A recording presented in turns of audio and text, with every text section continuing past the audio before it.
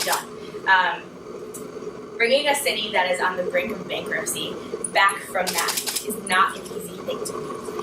It is not easy to solve a $30 million deficit. It is not easy to take on the task of going through a city budget, $260 million budget, line by line, and turning a $30 million deficit to a $15 million surplus.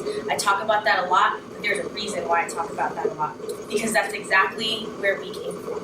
And there is not a person in this room that will allow us or should allow us to go back to what put us in that in the first place. Absolutely no way will we ever allow us to get there. Finances, right? That's what we've done. What we've done, economic development. People in the city are working. We're working. We're back to work. You know, albeit, we have jobs, but what we're working towards is that next tier. We're working, but the next tier of that is creating a community and bringing in businesses where those jobs are better paying with higher wages. That's the next step. Step one is getting the jobs here. Step two is increasing the capacity for better jobs. And that takes a lot of hard work and a lot of dedication to our business community too.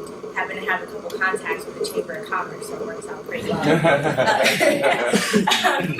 But that's step two, and that comes with time and development and increased opportunities for business owners.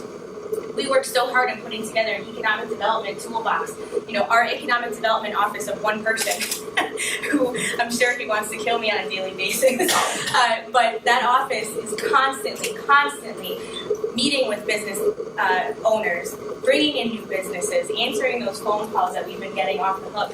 And it's because of the renewed effort and the renewed sense of, I guess, energy that's happened to the city of New Britain. 4 years ago, New Britain was a very different place than it is today.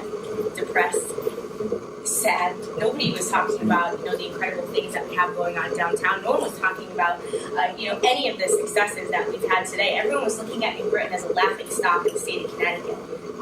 We have come so far. And that's not just because of me. It's because of all of us collectively.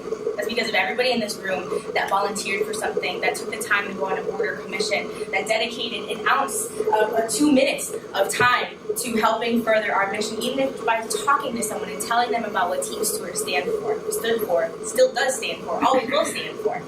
Being inclusive of everybody in our community, making sure that we don't care what party you are, Republican, Democrat, unaffiliated. If you're a good person, you care about the future of the city of New Britain. You don't have these, big egotistical political ambitions. We want you to be a part of our team because that's the type of people that we are. We're humble, we're New Britain, we care about the future of our city. We never lose sight of that. Something I don't ever lose sight of.